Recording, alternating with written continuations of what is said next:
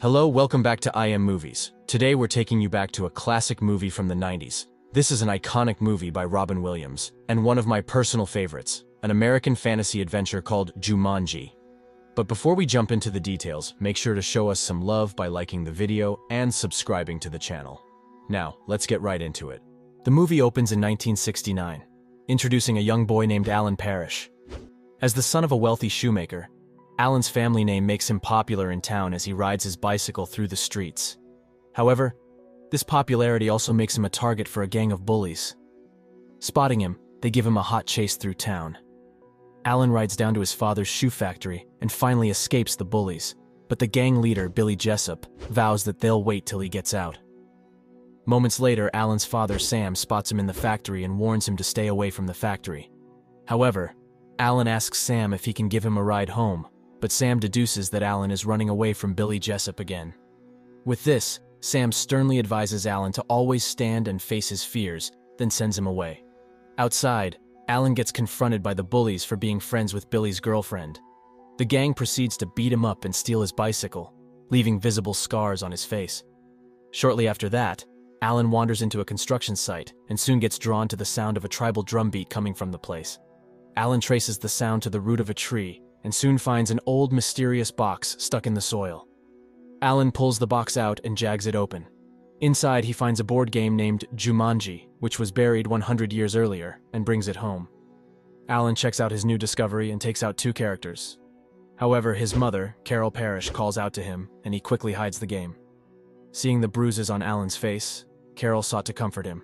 That same night, after learning that Alan was attacked by several boys, Sam promptly apologizes to him and suggests that it's time for him to transfer to Cliffside, a boys-only boarding school. However, Alan rejects this offer, fearing he would still be a target for bullies. Sam angrily declares that Alan will go to Cliffside regardless of his decision. In response, Alan promises never to speak to Sam again. After this, Alan packs up his belongings, including the Jumanji game, and decides to run away, but his friend Sarah Whittle returns his bicycle. Subsequently, Sarah hears the sound of the tribal drum beats coming from the game, and Alan invites her to play. The Jumanji game involves rolling dice to move the characters, and the first to reach the end wins. However, Sarah expresses her disinterest and casually drops the dice, unknowingly initiating the game. One of the characters moves according to the number she played, and an instruction appears in the game. Soon, they both begin to hear strange sounds, and Sarah suggests they put away the game. However, Alan panics at another loud chime and mistakenly tosses the dice, prompting the characters to move accordingly. This time, the instruction reads, "In the jungle, you must wait until the dice read 5 or 8. Immediately, Alan gets sucked into the game, and bats chase Sarah out of the mansion. 26 years later, the mansion is now old and abandoned. However, a woman named Nora buys the property and moves in with her late brother's kids, Judy and Peter Shepard. The children lost their parents in a car crash a year ago. Subsequently, the kids explore their new house, and Nora later instructs Peter to take a suitcase up into the attic. In the attic, Peter spots some African bats and runs out screaming. The next day, an animal control man arrives at the mansion to exterminate the bats, but he can't find any. He informs the kids that those kinds of bats don't exist in New England, and goes on to tell them that the bats should be the least of their worries because the house was abandoned due to the mysterious death and disappearance of Alan Parrish. Days later, Judy and Peter begin to notice the sound of the tribal drum beats becoming more audible in the house. So, one morning they decide to ditch school to see where the noise is coming from. The sound of the drums leads them to the attic, where they finally find the Jumanji game. The kids decide to play the game, and Judy goes first by throwing a 6, which summons giant mosquitoes that attack them. However, Judy picks up a racket to fight back, and the mosquitoes fly out the window. Then Peter throws a double one, which in turn summons a swarm of monkeys in their kitchen. Seeing this, the kids return to the game, and Judy notices a warning they missed earlier, which says that players should not start if they do not intend to finish, and that the consequences of the game will vanish when the player reaches Jumanji. Now, since Peter rolled a double, he rolls a second time according to the rules of the game. This time, Peter rolls a 5, and it summons a lion which begins to chase them around the house. However, a weird-looking man shows up and tricks the lion into a room, then locks it up. This strange-looking man begins to look around the house as everything seems familiar to him.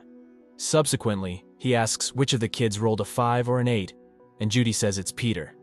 The strange-looking man happens to be Alan, who then begins to announce his arrival as he calls out for his mom and dad, thinking the kids are his siblings. However, the kids explain to him that they just moved in, and that the house has been abandoned for many years. Judy also tells Alan that everyone thinks he's dead, but Alan still finds it hard to believe, so he decides to go out to confirm the realities of things. Outside, Alan accidentally bumps into Carl, a police officer, and asks him what year it is. However, Judy tells Alan that it's 1995, and Alan realizes he's been missing for 26 years. Then, Carl pulls the kids aside to ask them if Alan is in the right state of mind. However, Alan spots some monkeys inside Carl's patrol vehicle and tries to scare them away, but Carl can't see them, further solidifying his belief that Alan is truly crazy. Soon, the monkeys take over the patrol vehicle, and Carl runs after them. Shortly after, Alan runs to his father's shoe company alongside Judy and Peter and finds it abandoned. However, Alan meets a man in the building who reveals to him that Sam had to give up everything he had to look for his son until he died in 1991. While heading home, Judy requests Alan's assistance in completing the game, but Alan doesn't want to get involved. Soon they discover that the swarm of giant mosquitoes has started attacking people, and they seek refuge in a victim's car. The mosquitoes soon attack them, prompting their escape in the car. At home, Alan sifts through his childhood clothes and gets scared as the kids bring the Jumanji game to him. After a short time, Alan gets a decent bath and goes into the kitchen to find food. However, Judy continues to convince him to help them finish the game. After a while, Peter uses reverse psychology on Alan by acknowledging his fears and telling him it's okay to be afraid. On hearing this, Alan decides to prove himself to the kids, and they soon start playing the game. Judy rolls the dice twice, but nothing happens, and Alan soon realizes it's not her turn. Alan explains that the game already started in 1969, and it's Sarah's turn. Realizing they need Sarah to finish the game, the three decide to invite her. Sarah, still haunted by Alan's disappearance, faints upon realizing that Alan is still alive. Alan carries her to his home, and she panics as they open the game. Despite Alan's attempts to persuade Sarah to play, she refuses.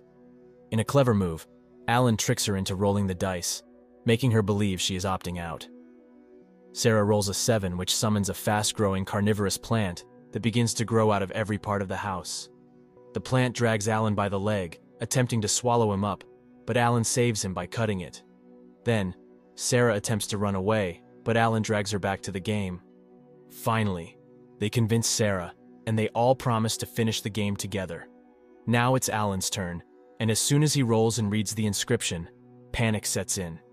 He realizes that he has summoned a familiar big game hunter from the Jumanji world known as Van Pelt. Without delay, Van Pelt starts taking shots at Alan, who runs out of the house. Carl arrives at the scene, and Van Pelt takes a shot at him too, before vanishing into thin air. Meanwhile, Sarah expresses concern about Alan's chances of survival. But to everyone's surprise, Alan returns through the window. When questioned by Sarah about not mentioning Van Pelt to them, an argument ensues. Now, despite the tension, the kids decide to continue the game. Judy rolls a 6, summoning a stampede of various animals. In the chaos, a pelican steals the game, prompting Alan to chase after it. Meanwhile, Van Pelt runs out of bullets and heads to a gun shop for a more durable gun. Alan cleverly tricks the pelican into releasing the game, but it falls into a flowing river. Peter retrieves it, earning praise from Judy and Sarah, though Alan remains unimpressed. On their way back home, Carl arrests Alan, claiming he's a suspect at every crime scene. With Alan gone, Peter contemplates cheating to finish the game, but his attempt results in punishment, gradually transforming his body into the shape of a monkey.